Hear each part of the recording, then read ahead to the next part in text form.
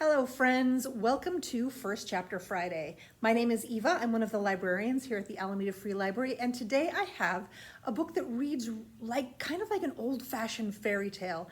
I love that kind of book because not only are they exciting and kind of romantic and sweet and lovely, and then you get magic in it, but you also get these amazing illustrations. That's right, the book that I'm going to read for you today has pictures in it. This is called The Cats of Tanglewood Forest, and it's by Charles de Lint and illustrated by Charles Vess. And I am going to flip this book around so that you can see the pictures as I read along in the first chapter.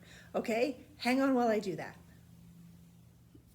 Okay, here is The Cats of Tanglewood Forest by Charles de Lint and Charles Vess. And I'm going to flip this open slowly so that you can see all of the pictures as they come through. Here's our frontispiece, our title page. This is the dedication page. Even this is illustrated, like the little tiny fairy. And we're going to be reading Chapter 1, The Awful Dreadful Snake. Here we go, The Cats of Tanglewood Forest. Chapter 1, The Awful Dreadful Snake. Once there was a forest of hickory and beech, sprucey pine, birch, and oak. It was called the Tanglewood Forest. Starting at the edge of a farmer's pasture, it seemed to go on forever, uphill and down. There were a few abandoned homesteads to be found in its reaches, overgrown and uninhabitable now. And deep in a hidden clearing, there was a beech tree so old that only the hills themselves remembered the days when it was a sapling. Above that grandfather tree, the forest marched up to the hilltops in ever denser thickets of rhododendrons and brush, until nothing stood between the trees and stars. Below it, a creek ran along the bottom of a dark, narrow valley, no more than a trickle in some places, wider in others. Occasionally, the water tumbled down rough staircases of stone and rounded rocks.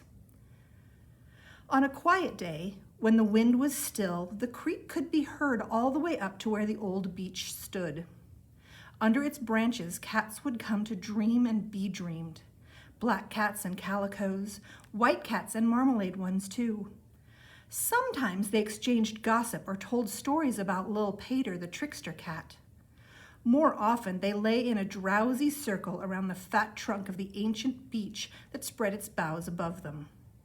Then one of them might tell a story of the old and powerful father of cats. And though the sun might still be high and the day warm, they would shiver and groom themselves with nervous tongues. But they hadn't gathered the day the orphan girl fell asleep among the beech's roots, nestling in the weeds and long grass like the gangly, tousle-haired girl she was. Her name was Lillian Kindred. She hadn't meant to fall asleep, but she was a bit like a cat herself, forever wandering in the woods, chasing after squirrels and rabbits as fast as her skinny legs could take her when the fancy struck, climbing trees like a possum, able to doze in the sun at a moment's notice, and sometimes with no notice at all. This morning she'd been hunting fairies down by the creek, where it pooled wide for a spell. The only way you could cross it here was by the stepping stones laid out in an irregular pattern from one bank to the other. "Fairies won't go across the water," the midwife Harleen Welsh told her, "but they do like to gather on the stones. Creep up on them all quiet-like, and you can catch them sunning there like dragonflies." The trouble was, dragonflies were all she ever found by the creek. She never found fairies anywhere, no matter how hard she looked, though some days she could feel them in the air around her, tiny, invisible presences as quick as honeybees. The air would hum with the rapid beat of their wings, but no matter how quickly she turned and spun, they were never there when she looked. She and Aunt lived miles from anyone, deep in the hills, halfway down the slope between their apple orchard and the creek. It seemed the perfect place to find fairies if ever there was one, and if the stories the old folks told were true. But no matter how quietly Lillian prowled through the woods, no matter how often she crept up on a mushroom fairy ring, the little people were never there. Don't you go troubling the spirits, Aunt told her on more than one occasion. They were here before us, and they'll still be here when we're gone. Best you just leave them be. But why? Because they're not partial to being bothered by some little red-haired girl who's got nothing better to do than stick her nose in other folks' business. When it comes to spirits, it's best not to draw their attention. Elsewise, you never know what you might be calling down on yourself. That was hard advice for a young girl. I'm not troubling anyone, she would tell the oldest apple tree in the orchard as she lay on the ground, looking up into its leaves. I just want to say hello, hello. But it was hard to say hello to fairies she couldn't find. One afternoon, Lillian and Aunt were working in the corn patch. Aunt pulled the weeds up with her hoe, while Lillian followed behind and put them in a basket. Aunt was humming some old tune the way she always did. Get Up John, maybe, or that old sad song, The Little Girl and the Dreadful Snake. I wouldn't hurt the fairies, Lillian said. I just want to look at them is all. Where's the harm in that? Aunt broke off her humming and leaned on her hoe. Maybe there is and maybe there isn't, she said. I reckon only those little spirits could tell you one way or t'other. I just know what my pappy told me. He said, you be careful round the spirits. Once they take an interest in you, well, sometimes they take a liking and sometimes they don't. They're like the wild cats that-a-way. I like the cats. Aunt nodded. And I reckon they like you, seeing as how you're giving them a saucer of Annabelle's milk every morning the way you do. I don't mind 'em coming round. They keep the mice away. But you got to remember, with a wild cat, you could be a-petting him calm as you please one day, and the next it's a scratching and a clawing at you for no good reason you ever could put a finger on.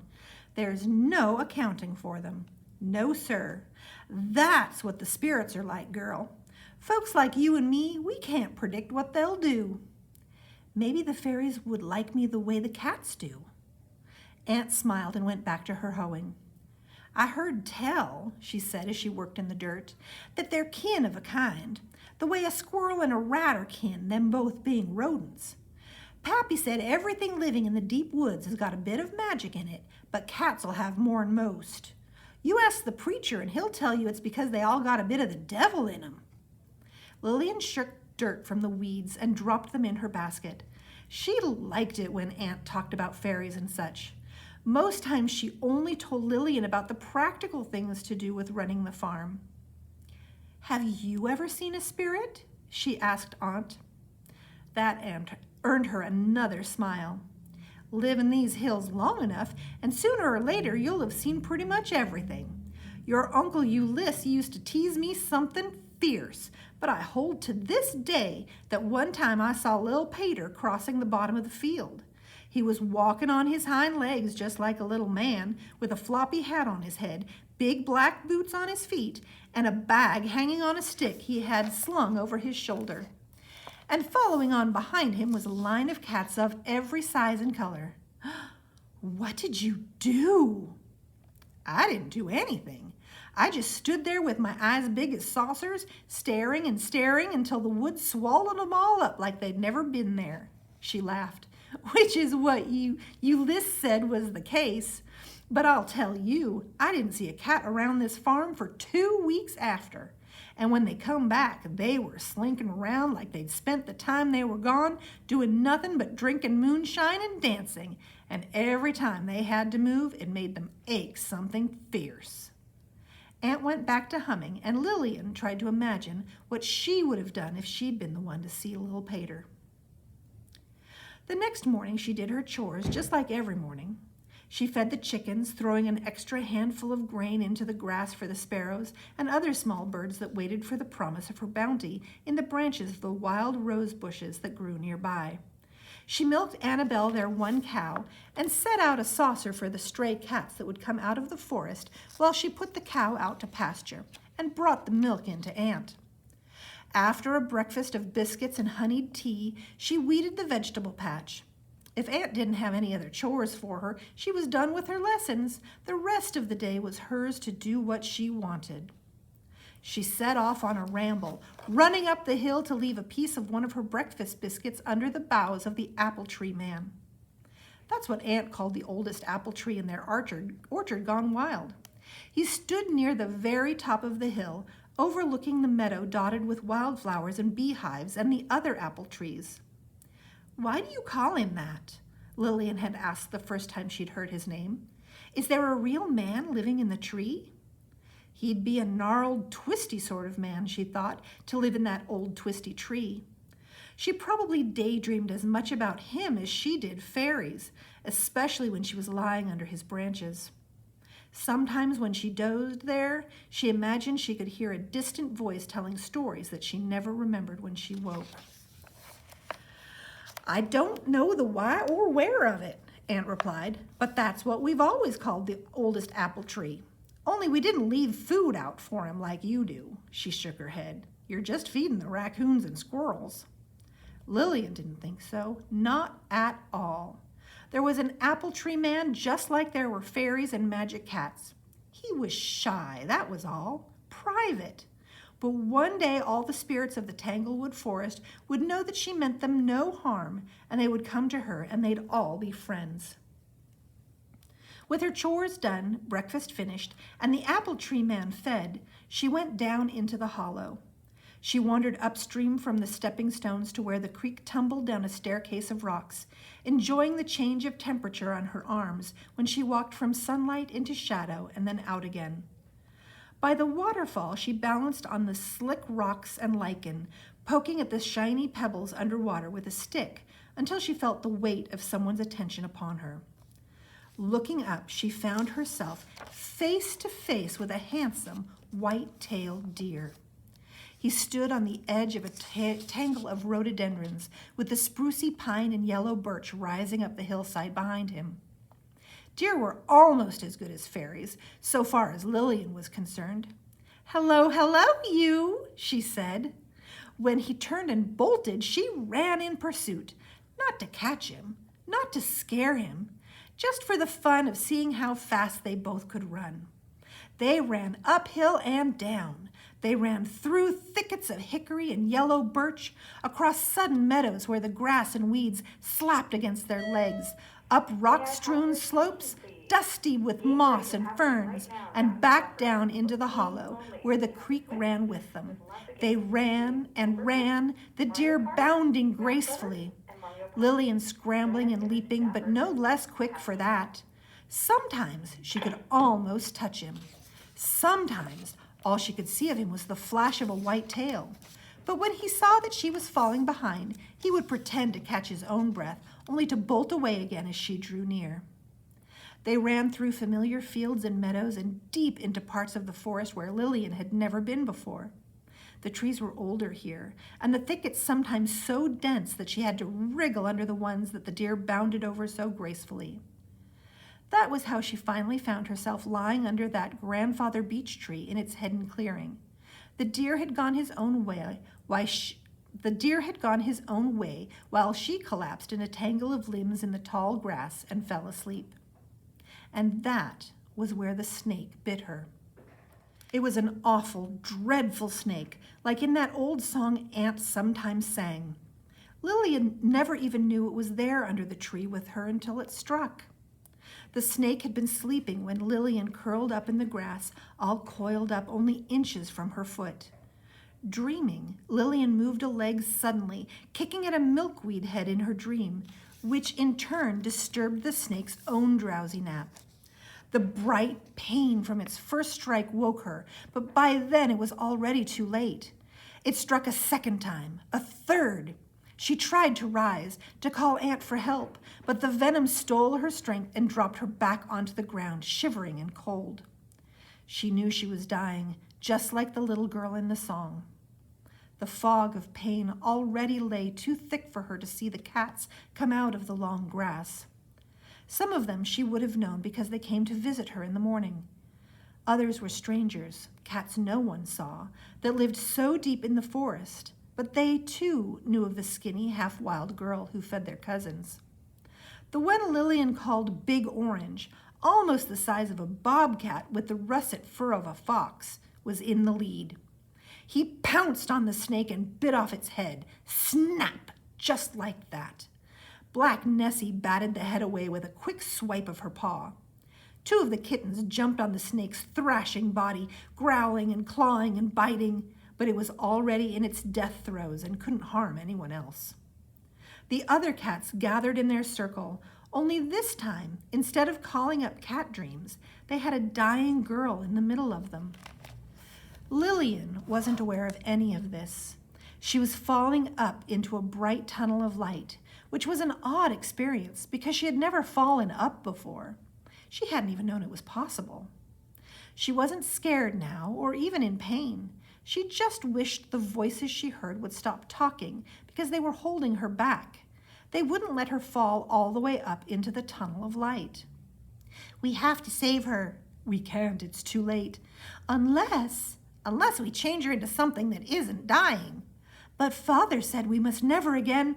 "I'll accept the weight of Father's anger." "We all will. We'll make her one of our own. Then he won't mind." "He minded that time we gave the mice wings." "This is different. This time we're saving a friend." They turned their attention to Lillian and woke cat magic under the boughs of their old beech tree. First, they swayed back and forth in time with each other. Then their voices lifted in a strange, scratchy harmony, like a kitchen full of fiddles, not quite in tune with each other, but not so out of tune as to be entering unpleasant. A golden light rose up from their music to glow in the air around them. It hung there, pulsing to the rhythm of their song for a long moment before it went from cat to cat in the circle, round and round. 3 times the light went around the circuit before it left them and came to rest on the dying girl in the middle of their circle. The cats lifted their heads. They could see the soul of the girl floating up through the boughs of the beech. Their scratchy song rose higher, and the light rose with it, chasing after the soul like a rope of golden light. When it finally caught up, the rope of light wrapped around her, pulling Lillian's soul back into her body. The cats fell silent, staring at the rise and fall of Lillian's chest, and exchanged pleased looks with one another. But then, frightened by what they had done, by what Father might do when he found out, they retreated back into the forest. And the next chapter, chapter 2, is called The Girl Who Woke Up as a Cat. But you will have to read that one yourself. I hope you'll come into the library and check out The Cats of Tanglewood Forest by Charles de Lint and Charles Vess, or you can always place a hold on it through our online catalog. And you get to that by www.alamedafree.org. Thanks again for listening, and we hope to see you at the library soon. Bye-bye.